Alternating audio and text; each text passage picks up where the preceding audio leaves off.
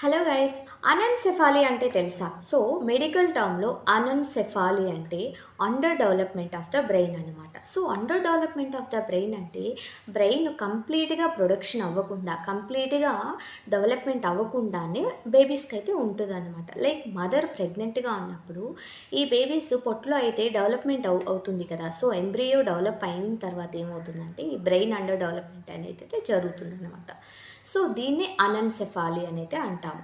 So, అనెన్సెఫాలీ కాకుండా microcephaly, మ్యాక్రోసెఫాలీ అనేసి కూడా చిన్ని చిన్ని కండిషన్స్ అన్నమాట. సో, కండిషన్స్ అంటే ఎలా అంటే మైక్రోసెఫాలీ అనేసంటే ఈ బ్రెయిన్ డెవలప్‌మెంట్ అయితే ఉంటుంది గదా! సో, బ్రెయిను, ఈ హెడ్ డెవలప్‌మెంట్ అయితే ఉంటుంది గదా!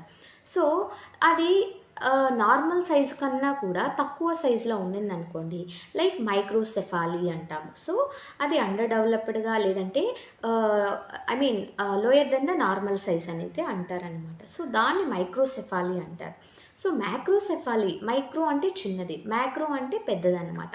సో, మ్యాక్రోసెఫాలీ అంటే ఏంటంటే, అది వెయిట్ అయితే ఈ బ్రెయిన్ డెవలప్‌మెంట్ అనేది మోర్ దెన్ ద నార్మల్ ఉంటది. సో, హెడ్ అనేది పెద్దదిగా ఉండడము ఇలా అయితే ఉంటుందన్నమాట.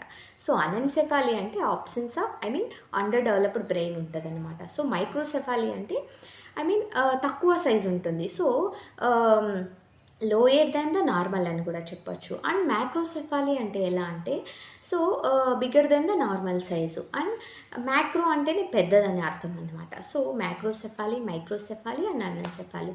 సో, గైస్ ఇలాంటి మెడికల్ టర్మ్స్ తెలుసుకోవడానికి మన ఫేస్‌ని ఫాలో అవ్వండి. Thank you.